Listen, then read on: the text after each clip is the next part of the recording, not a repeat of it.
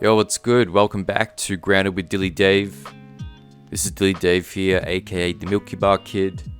And in today's episode, we're sipping chaiing coffee at Project 281 Coffee Roasters in Brunswick, sharing laughs and stories with the Charismatic Queen of Heartbreak herself, R.em.edy. But before we jump into this episode, just some quick housekeeping. This podcast will release 2 episodes every week on Wednesday and Sunday morning, 10 a.m. Australian Eastern Standard Time. So subscribe and follow so you don't have to remember that. There is also a Spotify playlist called Grounded Tunes that will contain music from guests of this podcast. I encourage you to check it out to get the full Grounded experience. Now for today's guest, R.em.edy. Who is R.em.edy? Well, she's not just a pop star. She's a storyteller. With a history of turning heartbreak into hit tracks, her blend of R&B and pop has captured the hearts of many.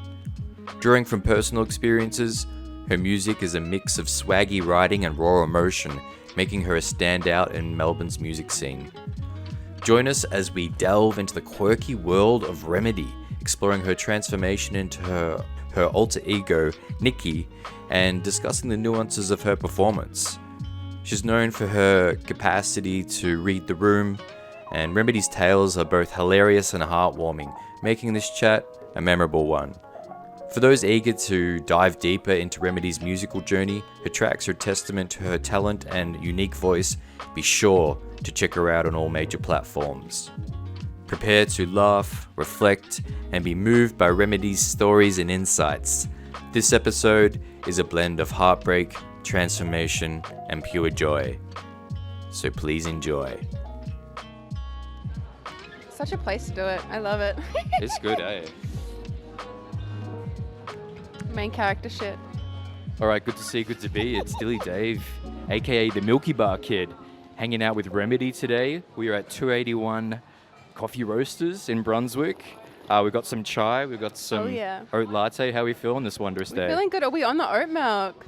Yeah, I'm a big oat man now. I dabbled with the soy and turned me into a soft soy boy, and I just had to move past that. So yeah, we've moved to the oat. The oat is kind of neutral in flavor, but it seems to enhance whatever the coffee's doing, I find. Yeah, how about yourself? You're the almond. I'm almond. I was soy for a long time. Yeah. But I can't have gluten. So oat milk terrifies me, and I've had it by accident so many times. Oh. And I'll keep it away from you then. Stomach grumbles. We finally uncovered one of the true fears of R.em.edy. It's actually the oat milk. So much. Cool. Yeah. Well, before we really get into it, this is another episode of Grounded with DillyDave, and a great way to get grounded is to acknowledge the sacred ground that we're on. So I'd like to pay respects to the traditional custodians of this land, the Wurundjeri people of the Kulin Nation, also the Bunurong people of the Kulin Nation as well. So they're the traditional custodians, not owners. They did it different, and I think it's good to remember that. I'd like to pay respects to elders past, present, and emerging, and acknowledge that sovereignty was never ceded and no treaties were signed. How do we feel about that, Em? Very well said. Very good. Cool, so here we are. I'm back at it with the podcast. It's been about 2 years since we've had a big powwow. We had a Twitch stream 2 years ago, remember that? Yeah. So actually you agreed to this without knowing that we'd previously already done something. I forgot, that was so long ago. It was long ago. And it was also a dark period that we all just want to really get out of our head and never want to acknowledge again. Yeah. You know? Oh, yeah. I had bangs during COVID, and I'm so glad it was during COVID because it was really fugly. Yeah, bangs are good bedroom kind of hairstyle. That's the one thing I'm grateful for about COVID is no one saw my bangs at their worst. Yes. Did you just not FaceTime at all for that whole period? I couldn't avoid it at one point, but it was just, I had to look in the mirror, and that was enough to send me into a spiral. For you, are bangs a depression cut, or? I thought that it was going to look good, and I mean, it looked good when they did it. Uh-huh. But my hair's really thin. Right. So if it was a little bit greasy, it would just be like 3 little just filmy strips. Yeah, it was really gross. Yikes. And I had color in my hair for the first time with the red, and it worked a lot. So that was the first time you'd messed with the red back then. Wow. It was really cool. It was red roots and then the bangs were like red and they went into like a black. Yeah. But it's not great to wash your hair when you have color because you want to keep the color in. Yeah. So Don't worry, I have a housemate who's got red hair, and I know all about it. Oh my god, you poor thing! It's the whole house is fucking red. It's so bad. I don't want to out anybody, but yeah, the sink has just got these lines of. Anyway, moving right along. It's bad. When I was like renting a place, I was so scared when we had our to get the bond back because I just moved out and like the shower head, everything. Yeah. Like the roof has like strands of pink from like a hair that fell up there. I was fucked. Anyway. But yeah, you're looking incredible with the new transformation. Thanks. With the locks, that just happened, what, a week, 2 weeks ago? Yeah, it's good to be back. Cool. I really hated being blonde. Yeah, was it just you had to end that era in your life? Was that it? It was an era of just nothing but like depression. The bland blonde. Yeah, okay. It was because when I got it done, it was really cool. It was like Christina Aguilera inspired, and it had like these red strips and black strips. Right. But if you didn't wash it correctly, it completely ruined it.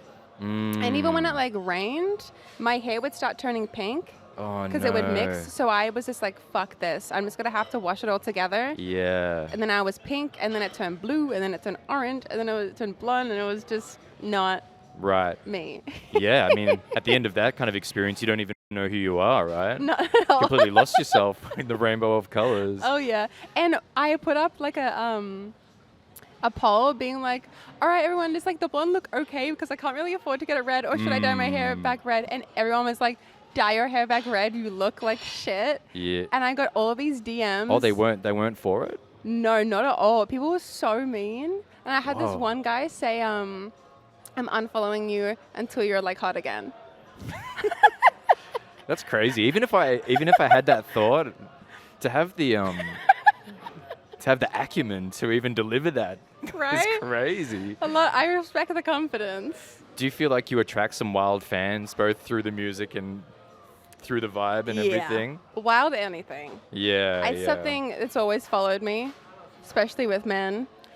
Did that happen like even in primary school and high school? Was that like from the get-go? Always. Yeah. It was weird because like I was kind of like outcasty and stuff, but still I always like attracted one weird guy.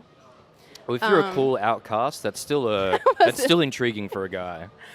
In year 8, I got asked out by this guy at camp. Yeah. I don't know why, because I was covered head to toe in mosquito bites, like all over my face, Just and I'm bumping. allergic, so I looked bad, right? Yeah. And we just had like a 2-week expo. This guy asks me out. I'm like, oh my God, I'm in love with you. Of course. I've never talked to you before, but sure. Yeah. And this other guy in the grade at camp who was into me heard that I said yes and I liked him and I loved him. And he punched a tree and his hand turned purple and he had to be sent home. Like you didn't even have to scrap with them to send them home. They just pulled it on themselves. Like, always something. Do you think that there's some kind of like feminine magic or witchy magic that's kind of happening outside of your control or subconsciously that's making people act this way? Or do you think guys are just crazy? Both. Yeah. I think like I'm very particular about the men that I attract these days and stuff, and very picky about dating. Yeah. But I still manage to get shitty ones. And people are like, this has to be your fault. But my theory is, I come across as intimidating sometimes, like on the surface. As soon as you talk to me, I'm very like, Yeah. So I either get like raging narcissists or people that can't read the room. Those are like the only two people that ever approach me.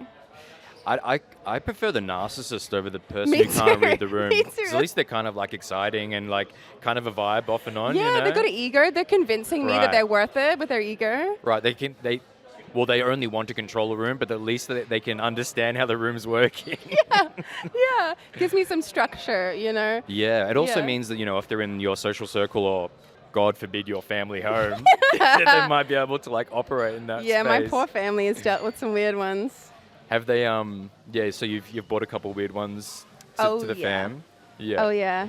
Do you, sorry, you go. No, I shouldn't have continued. Does your mum and dad or does your mum give you kind of like some insights and feedback on any of it? You kind of like to talk to her about? Well, I think at this point I'm very self-aware. So I know if a guy's like shitty. Right. So not so much anymore.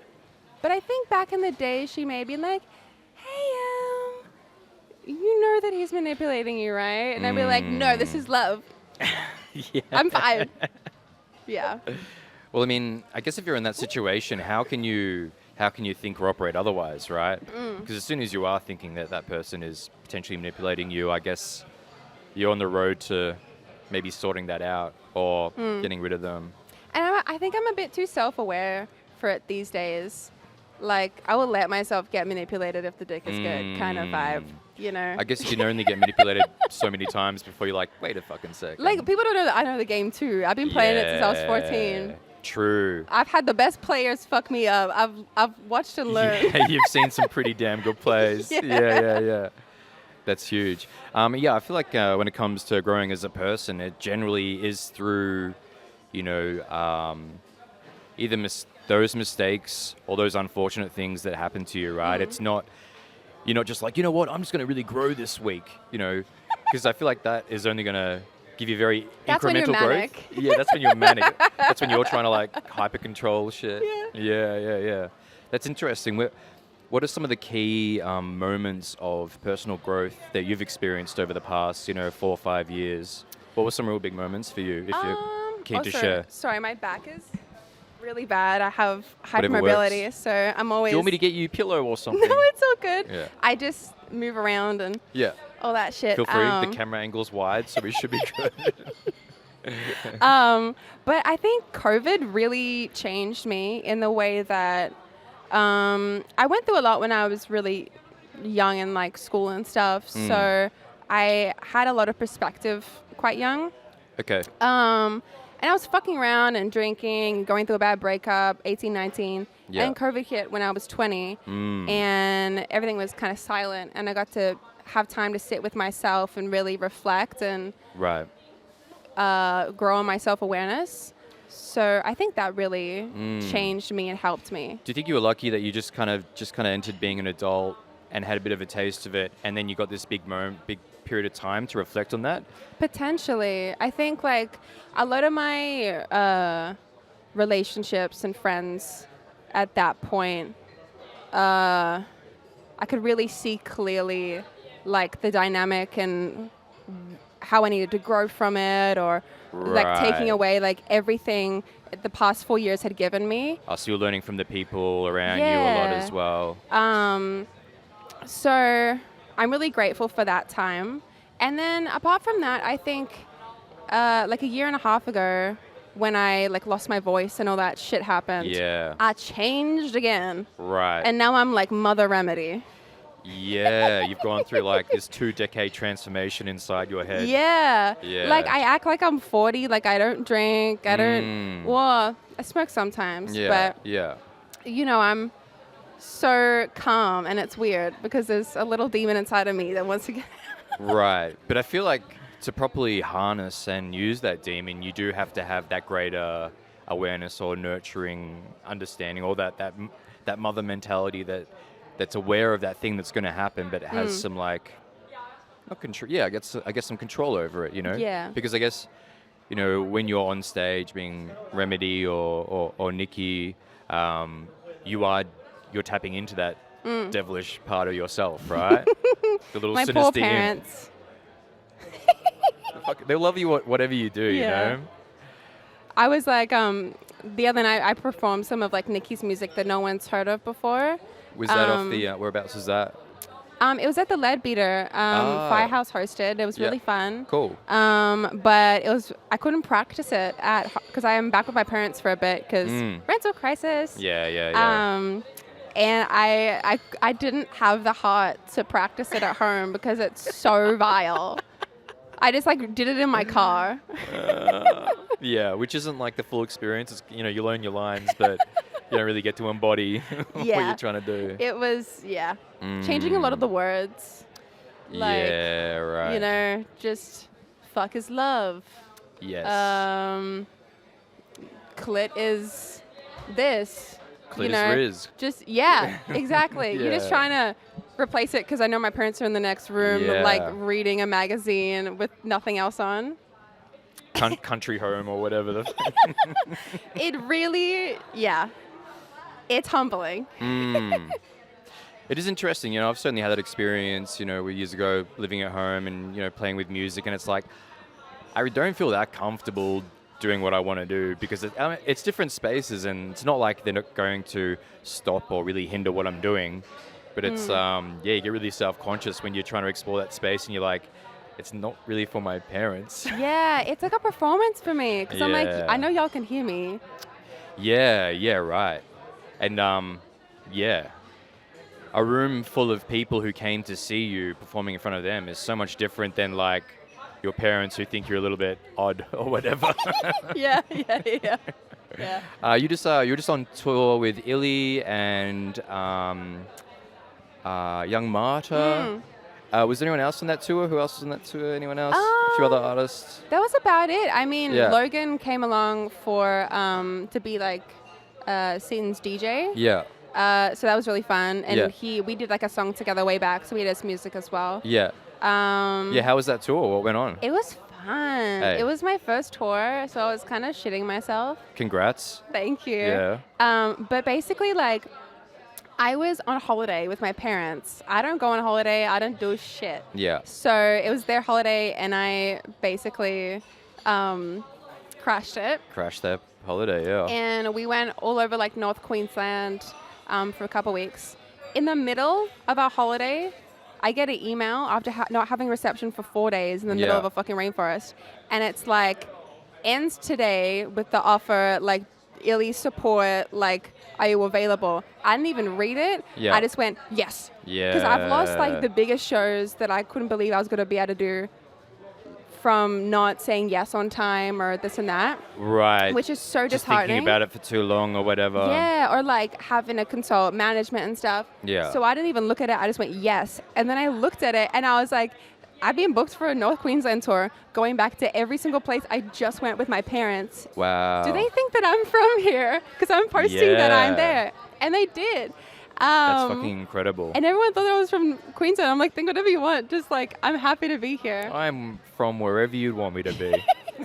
So it was really cool to go back to every place I had just been. And I actually, in Early Beach, when I went there with my parents, Yeah. I saw the poster for Illy and I was like, oh, it'd be so cool to play that show. I'm just gonna like, I hope that happens one day. I'd love to play in a place like this. Yeah. And then right. that night I saw that Marta got the support and I was like, what a small world. And then 3 days later, I'm doing it. And I'm like, what the fuck? That's crazy. So I guess you yeah. really must believe in some kind of, cheers guys. Oh, that's what you get for recording in public. It's good. I think this Hell is good. I'm yeah. trying to get comfortable like recording in public. I'm in talks with 30 Dirk, or I might be able to do yeah? a live thing there weekly. So yeah, Hell yeah. I think it's good. But yeah, you must kind of believe in some kind of like fate or universal intention, you know, when all these kind of things line up, you know, it's kind of wild when that happens. Hey? Definitely. I mean, I'm super into everything happens for a reason, trust in the universe. Yeah. And from someone that doesn't travel and has chronic illness, I feel like it was such a sign that I went back to every place I had just gone by myself to tour with no prep. Like I literally had to leave my holiday and then go perform with like a set that I found on my phone. Whoa. And then come home. I had 1 day in Melbourne to get new clothes and then fly out again. So I had no prep. So by set on your phone, do you mean A Google Drive. Yeah. Whatever I just link had was good to something go there. from months yeah. ago. Cool. Yeah. Yeah, that would have been weird not having that much time to prep. But I don't know. Do you feel like you're always kind of stage ready in a way? Like, I think I've like tried to prepare myself. Everything that like goes wrong or any bump that I have in the road, I'm like, this is preparing me for a moment like a tour. yeah. And it was like all of that just like came to life Right. with this, which was really cool. So always having a place where you can access your stuff, you know, I guess, I mean, how often do you kind of run your tracks or practice or play, like aside from when you're making and producing stuff. When are you like focusing on the performance side of music? I think it's kind of like when I have a show, then I'll dedicate some time to it. But I've been performing the same material for a while, so it's Right. like I practice, but I don't need to. But I like to have like, I like to know exactly where my voice is at before the show and all that kind of stuff. Right. And yeah, I think like it depends. Recording is really difficult for me. I really like it. It's really scary. So just singing karaoke in my room is a lot more carefree. Right. You know? So it's a bit of feel and vibe, just being able to prepare for a performance, which you know you'll probably enjoy, and all of that's good. Is there anything you have to do to really get yourself in the right headspace for that, or whether it's on the day or the lead up? I think I get really nervous. I get really anxious. I have like OCD with my voice. After like the vocal injury hiccup. So I get really anxious about getting sick. Yeah. So I... So I'm just trying to find the cursor on my very dim screen. So I buy like $50 worth of ginger shots. I'm just taking them. Powerful. Purely for immunity, or does that do more for your vocal? Just like It's the literally illusion placebo, of isn't it? immunity. Yeah, okay, cool. But I do like to go to the gym the day of a show or the day before. Yeah. It's hard as like a chronically ill bitch, but I find that it really helps release all the tension in the body. Well, yeah, I guess you kind of want to be like loose and embodied and feeling it up there, right? Definitely. You want to know that you have a body when you're up there, otherwise you're going to really not be there. What about you? What do you do on show days? Yeah, a little bit like you, not necessarily gym, but I'll probably do something like, go for a bit of a jog and then literally do some Pilates or something to kind of Pilates is so good. Feel the body get a bit more flexible and on that kind of thing. What else will I do? I won't like do a strong practice. I'll do like more mouth practice and just like, just wrapping my my mouth around everything, just to not get too much tension on the vocal cords. But the week leading up to it, I'll do like 2 open mics and run my set. Fuck yeah. And just get really comfortable in that space, and maybe even use that opportunity to let people know that I've got that gig coming up. Yeah, that's my approach. I'm actually like every week I'm kind of, either hitting an open mic and I'm often on my walks or jogs kind of going through my set and stuff. I'm working on a bit more of a narrative arrangement now, where it's like, where there's a voiceover, like a narrator who's kind of like telling the story of the Milky Bar kid who is, I'll give you a bit of an idea of the world building that I'm doing at the moment. Yeah. So I'm known as the Milky Bar kid. I'm a bar slinger for Nestle. It's set in the future, about 100 or so years from now, and humanity's populated Earth and Mars. And there's 4 confectionery corporations that are the global powers, if you will. So there's Coca-Cola, PepsiCo, Mars, and Nestle, and they're like the evil big corporations, and they're all militarized, and they kind of run the world. And instead of having like a social credit system, so cool, there's a bar credit system, and you can earn bar credits through essentially being entertaining.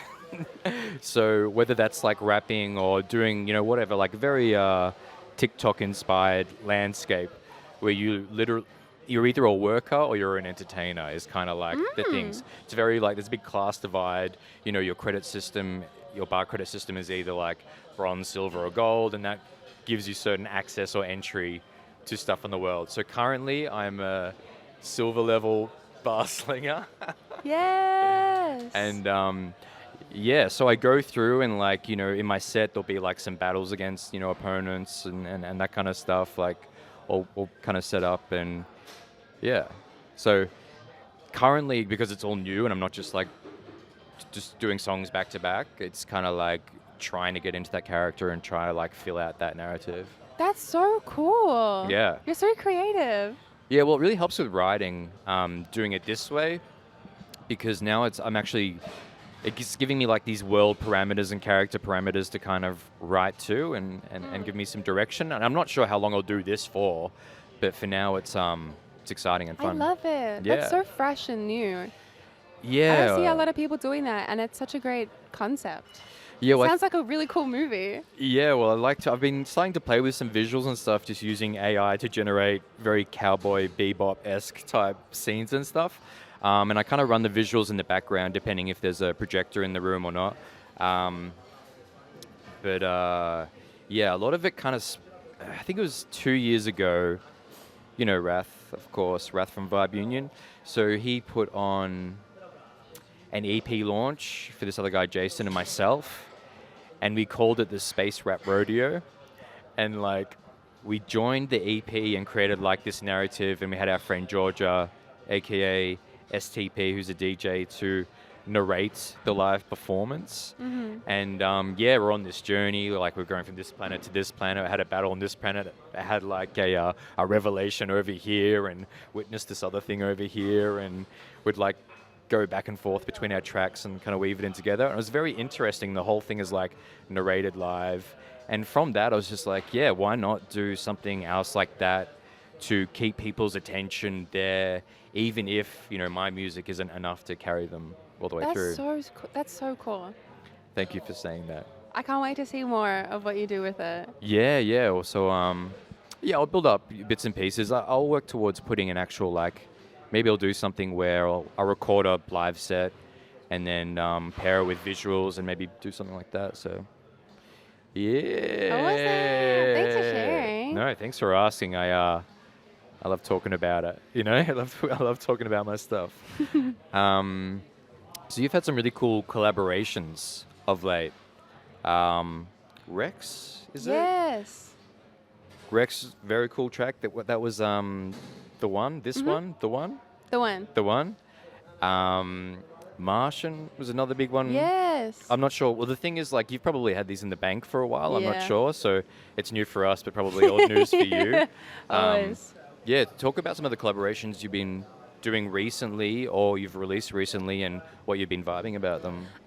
Well, Ryko. Of course, yep. Is one of my best friends. Love that bitch. Another red. Oh, yeah.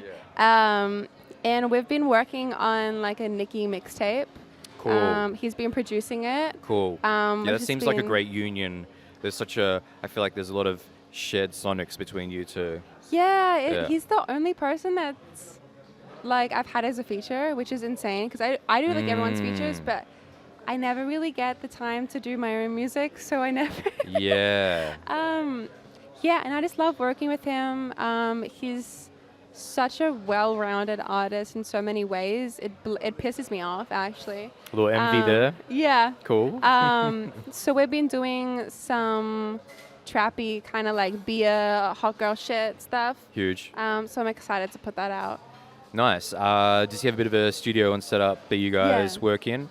It's always good when a friend's got like a homely setup where you can just kind of let loose and really fucking enter the space that you need to enter. Definitely. And we've started working on some like R&B stuff as well. So I've always been like classified as an R&B artist, but I've never really like, it's always been by accident. Like I haven't intentionally done R&B, and I love R&B. Right. So I've started like being more committed to it. Right, just and the embracing it a sound. little bit more. Yeah, and I love what we're doing. So I'm really excited. That's very cool because, you know, if people don't know, R.em.edy can rap her ass off and can do a whole lot of cool things, and you're very smooth, cool writer. Like you kind of person where even if I'm just reading the lyrics, it's like that reads so smooth and cool, you know? Thanks. Yeah, there's a lot of steez to that. Do you feel like that was is that something that you focus on, or is something that's just kind of developed over time? Or is, you know, do your influences kind of help you write in a particular way? Well, I'm a very uncool person, so I mean. Get the fuck out of here. No, I'm not. I would say that I'm a nerd, but I'm not smart enough. But I'm like in that realm. Well, I think when it comes to music, you're probably a mad nerd. Fuck yeah. You know what I mean? Yeah. I'll take that. Yeah. I'm just really awkward. But yeah, I don't know. I think I just kind of let it happen. I've been writing since I was 7, so and I listen to a lot of different stuff, so it kind of subconsciously happens. Whenever I'm trying to write a particular style, I get very stuck. But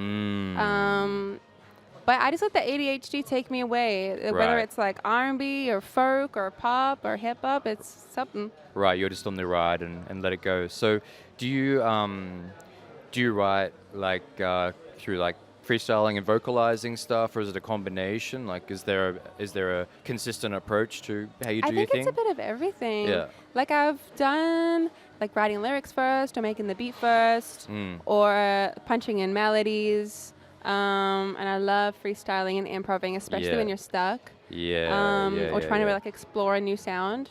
Yeah. But a lot of the time it just like all happens together. I really hate making my own beats and then putting something over the top of them. I can understand that. It's just like too much to focus on. Yeah.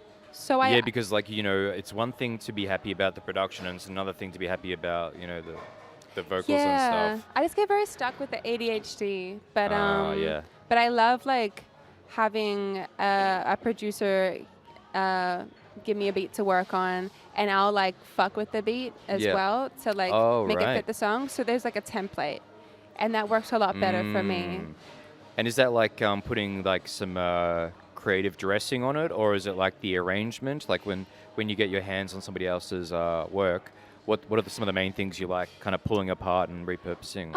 It depends like what they're okay with. But I love making the beat just sound like it was made for the song rather than like the song was made for the beat. Cool. So, you know, having the drums have little pockets that fit with like the melodies and all that kind of stuff, you know. Right. So rebuilding it around what you know you're going to do, whether you've put down those vocals or not. That's a great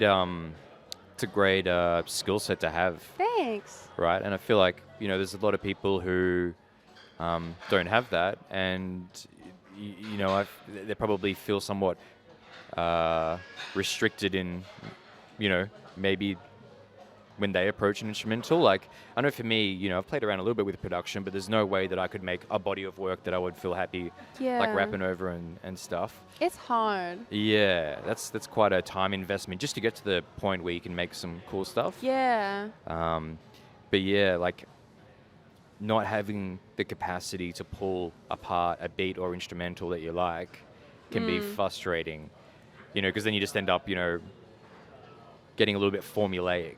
It's hard to like play with structure and form, I guess. Definitely. Yeah. Yeah, it's I definitely need to take my Ritalin when I do it. Yeah, I can imagine. Otherwise, you know, you start in the bedroom and then next minute you know you're in the bathtub doing God knows what, just wondering why. When it comes to, you know, this podcast about kind of when I say like being grounded, it's kind of like how to stay present, how to like get out of the noise in your head and those kind of things. Because I imagine that most people experience that this feeling of being stuck in their head and not being able to get out of that. What are some of the experiences with that and combating that, if that's something that you experience? I think with having like ADHD and anxiety, that's like a major thing that I deal with.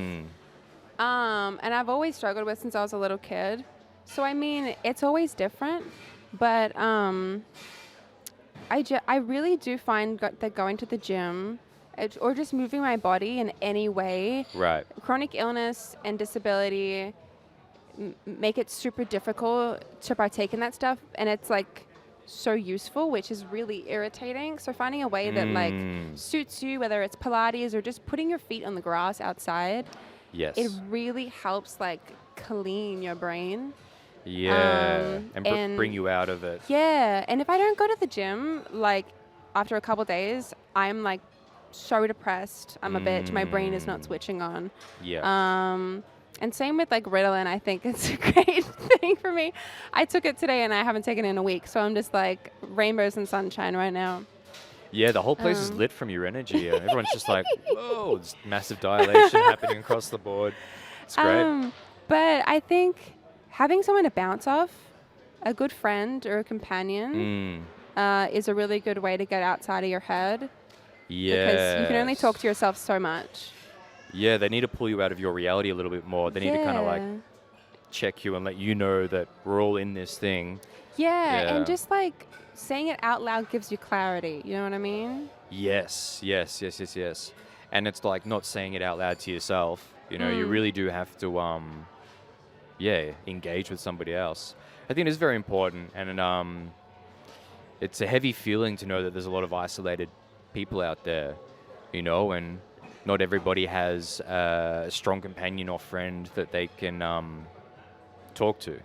It's hard. Yeah. I haven't had one for a long time, and my like childhood, high school best friend, like we reconnected recently, Cool. and it's like, I finally have a person. Oh my god. Wow. But I went so long. I went like 7 years without that, and trying to find it in other people, and that'll just make you more stuck. Yeah, if you that's... try and confide in the wrong people, you know? Yeah, well, because they just use it as ammunition, you know? Like, they can, I guess, depending on the person, you know, if you confide in somebody, they can often just use it as, like, emotional blackmail or leverage or they just don't really care or understand. Which is so disheartening. Definitely. Especially when yeah. you're in that such a vulnerable state and what you need is, like, that, even if it's just, like, to be heard or listened to or some kind of validation. I guess like listening to somebody is essentially validating them, which is very helpful.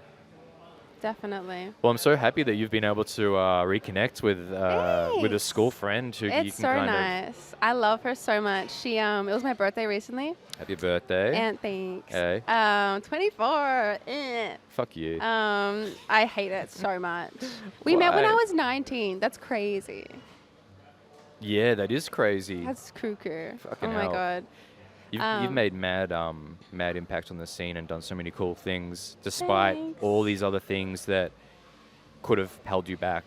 Thank you you so much. So, it's yeah. like you're a real one, because like that open mic at that place, Shifties or something. Yeah, That was the first thing I ever did, and you No were there. shit. So Yeah, that's true. You're a real one. Thank you. And then D-Rad put you on at Gummo Bar as well back in the day. I Yes. think like in that same time period as well. Yeah. I think that was one of the first times I did like a set as well too. You know, like maybe my third or fourth time, I think.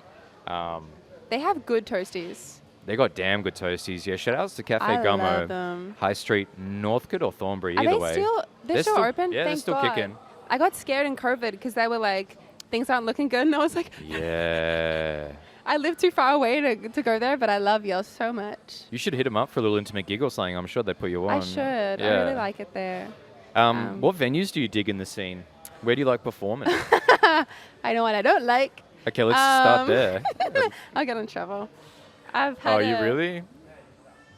In terms of reputation with I've had a them venue or yell at me because I said I didn't want to perform there because their sound system is shit. It's a valid reason. Exactly. Anyway, I will not name names because I don't want a lawsuit. Okay. Yeah. But anybody that knows me knows. Okay. So where do we like them? I really liked performing at the Nightcap. That is, like, the green room is absolute ass. It's a literal closet. But it's so Dealing cool. with a real diva over here. It's so hard at venues to be out of vocal rest before the show. Yeah. Like, I don't want to be yelling in the crowd for 4 hours before I go on. True, and you don't even want their attention, I guess, for the most part. Exactly. Yeah. Yeah, and if there's no place to, like, go hide. But anyway, they have, like, a 360 stage, and it's really cool. They do, and it's massive. Like, the actual space is huge. The audience has so much, like, choice in terms of where they want to go. The stage is massive. You can roam. You can really put on a show. Oh, yeah. It's a spectacle. It's so cool. Yeah. I did that with Monty Maxwell, which was really fun. Okay, huge. And he sells out shows like crazy. I'm performing at the Arts Center in a couple weeks. Ooh. So I'm really excited for that. What's that for? It's for Always Live. Okay. It's like a free event, I think, that goes for a couple days. Yeah. I found out Rebecca Black is playing the same like lineup. And I Your was mate like, Rebecca Black? What the fuck? You should have a face-off or something. Hell yeah.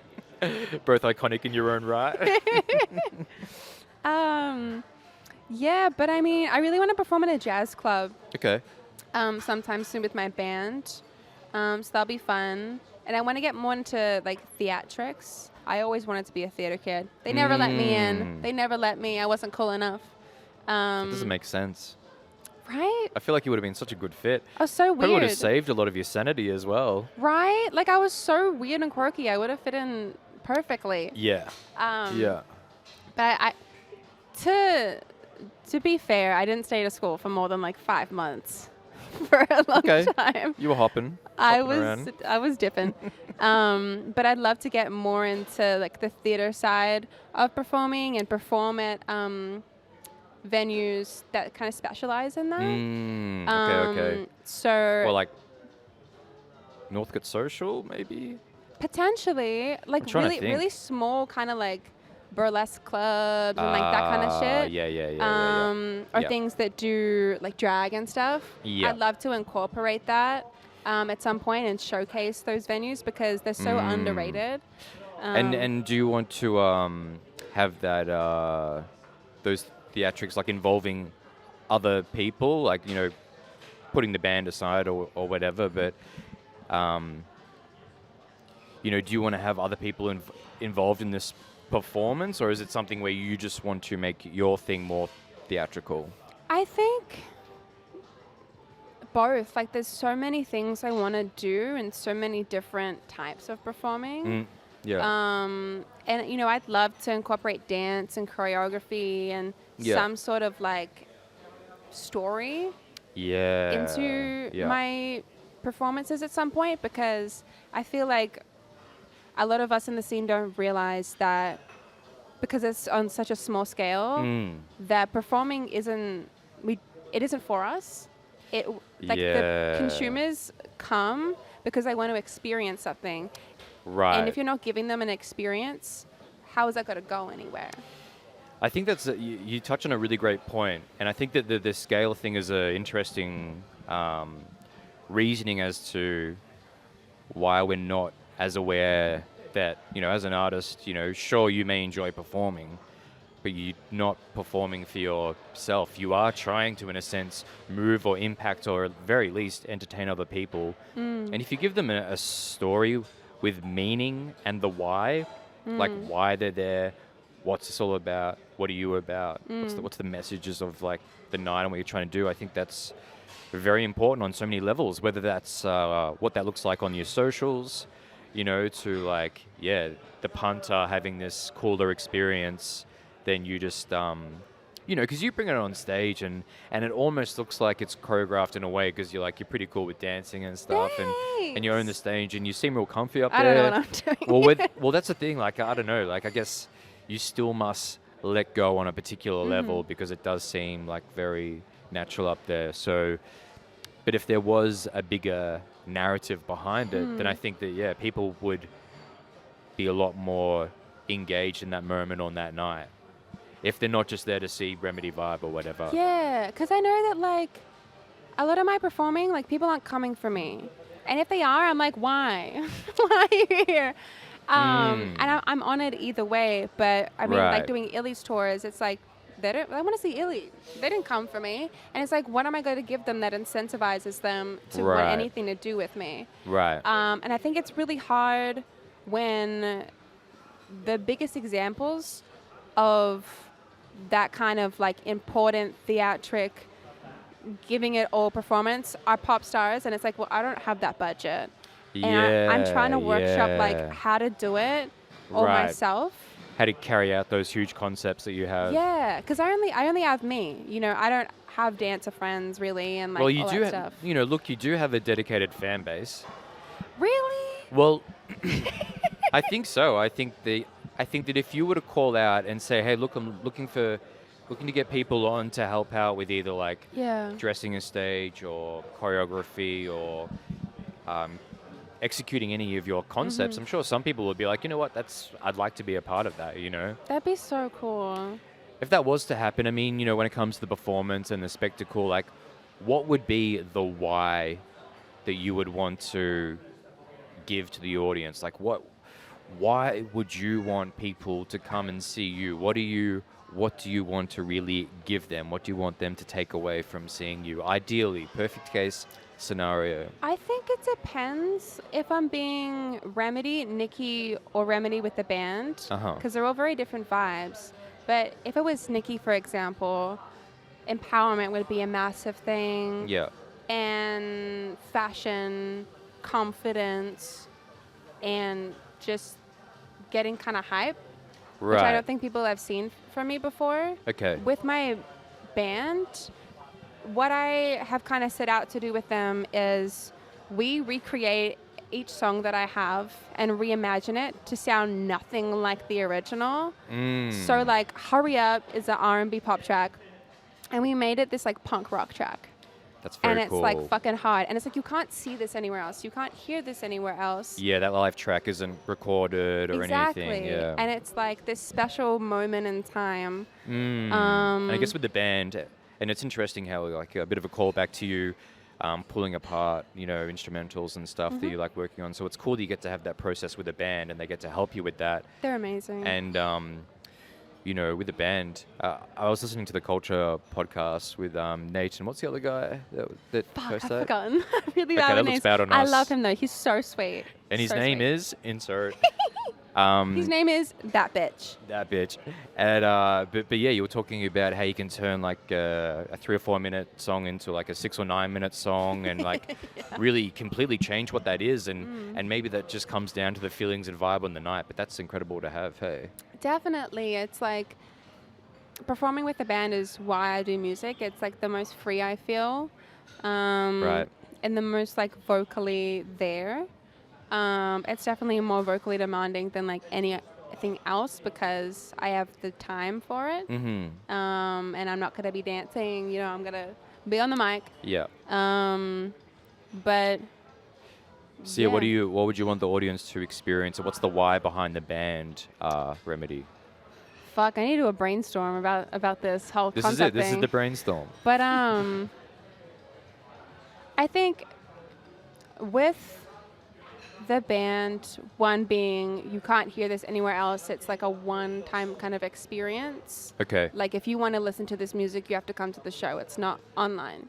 Right. So this is a bit of a more of exclusive, unique feel. But then secondly, I think like I really dive into songs. Like we have one called Intentions, and oh my God, I drag that bitch out. It's like 6 or 7 minutes, and it just talks. It was supposed to be on my EP last summer, but I loved what I did with the band more than the original. Right. So I took it off, and it talks about just like the cycle of like abuse and being manipulated. So some real talk. Yeah, and it's like it's really deep. Like I cry, other people cry. Like it's, and to give people an experience, like an outlet for their emotions and their feelings, and feeling like they're heard, advocating for disability because it's like a soft experience. You know, I can really engage with every single person in the room. Right, so it's very soft and accessible for anyone who's going to be in that room in that moment. Definitely. Oh, that's interesting. So with the Nikki, you've got like this, like this strong aesthetic confidence, and then with the band, it's more like let's really dip into our feelings and this moment, and you know, explore the raw energy in the room kind of thing. Yeah, and like jazz club, like that's what I want to give. Yeah. Like a little bit of burlesque, you know, all that kind of shit. Yeah. Cool. And when you're just doing stuff solo on your own, what's the why for the audience to come in for that? I'm working on that. Cool. I think that's important for everyone to hear because I feel like it takes a while to get to that why. Yeah, because R.em.edy is just me. Like I don't have like the barrier, which is good and bad. But like what you see is fully what you get. Yeah. Like I am the most myself on stage, and that's why I say so much outlandish shit. Hey. On the mic. I was in Cairns performing for the Ely tour. Yeah. And I had just like sung 613, super sad song. But almost a banger at the same time as well. Thank you. I was listening to it on the way here actually. Oh, thanks. Yeah.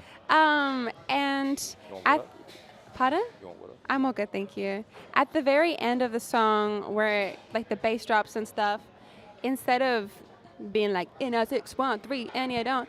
I do all these like big, like belty vocal things and go all high. And I went crazy. And then as soon as I'm done, I go, imagine having that song written about you. I was a bitch. And I'm just like, why did I have to ruin that moment? Like, that is what it's like seeing me live. I just say stupid shit. That's authentic self-sabotage. Yeah. It's powerful. Or like, I was trying to dance during my songs, and I'm like, guys, stop me now. Like, this is really bad. That's cool. So I guess like that's more of like authentic. This is me, just being comfy and sharing what I do. Yeah, and I feel like R.em.edy's music is like bored and taste and stuff. It's pretty playful. Yeah. So it fits, you know? Yeah. Yeah. I feel like if I'm getting more emotional, band. If it's more bad bitchy, it's Nikki. But R.em.edy's just... And how are you balancing these different worlds? They all kind of mesh together. I think I need to create some distance. Mm-hmm. But that's definitely a goal of mine. I think like I have so many things I want to do, and I get very paralyzed by it. So I need to really sit down and put the blueprints out. See what's next. Yeah. It's as a creative, it's almost impossible to really push forward without that plan. And like even if you follow 10% of the plan, you have to have kind of something laid out. Otherwise, the chances of you ending up where you want to end up without any planning or coordination is so small. Yeah. But then, It's like, intense. you know, if you have ADHD or anything in that kind of realm, to do that is tough. You know, to plan this creative, flowy, alive thing it's almost like a contradiction within itself. It is. I think like honestly, my advice for anyone that has ADHD doing this shit, if you're going to do a big rollout, do like the project and some. Because once like you're done, and you're going to be burnt out for a hot fucking minute. Because that's me. And I like put all my energy into last summer, and then I was like, I'd Scooby snack after it, but that was it. Right, you knew you were going to tie it up after that and have a break. And I guess like that helps you when you're in those final legs of that process, because you know that you are going to be able to breathe and kind of, I guess, rebuild. Definitely. So is that the kind of the state that you're in at the moment of kind of like recollecting, or? It's been in most of this year, but I have like kind of like the skeletons for the Nikki tape. Like I have all the songs. It's just like about making them really good in the studio. Yeah. And then I have a few like R&B singles, some like sad drum and bass song, which is cool. You got to have a little bit of drum and bass if you're in Melbourne. Oh yeah. And then I have like 613 Part 2 kind of vibes. It's nothing to do with 613, but it reminds me of like the Sonics. And it's just as sad. Right. Jeez. And you it's really are you're the charismatic queen of heartbreak, aren't you? that's a quote. I'm gonna take that. You can take it. Thank you. That's yours. But yeah, like 613 included a lot of like airport kind of sounds and like traveling, and this one's a bit similar. So. Because a cool quality that you have with your music is sampling live moments and putting them in there, and I think that really, you know, we're talking about like authentic performances and you know being real in the room. I feel like that really brings that to the tracks, having those samples in there, and it's something that like if it wasn't in the track you wouldn't necessarily notice, and it's not going to necessarily change that much, but when you do hear it in a particular moment where your feels are open, you're like, oh, whoa. I'm so glad it comes across well, because I love like making soundscapes and ambient stuff. Like that's the kind of beat making I like, creating like a moment. Right, like a scenic moment. Yeah. Or an emotional moment. I get very like emotionally connected to certain chords or certain harmonies. Right. And they make me feel something or like remind me of something. So I really like to incorporate that with what I'm like talking about. That's very interesting. Because you know, I'm still noticing it myself, so I don't really have this connection between emotions and chords or anything. But that's quite a cool thing to bring into the It's to the fun. mix. It's exhausting. Like, I was listening to music Right. and I'm like, I'm not even sad. Why am I crying? It just sounds really nice. Yeah. I think it's an God. ADHD thing. It could be, or it could just be like a, you just strongly appreciate music. It's Maybe. the lane. Oh yeah, but there's this type of lo-fi music. It's like sad ambient lo-fi, Yeah. and oh my god, it just does something to me. Right. It's so good, and I'm trying to like recreate that sound to talk about the emotions that it reminds me of at the moment. I was at 30 Dirk on Thursday. Vibe Union had a Project Legacy gig on, and this chick named, I think she's from Germany. Her name's Olivia.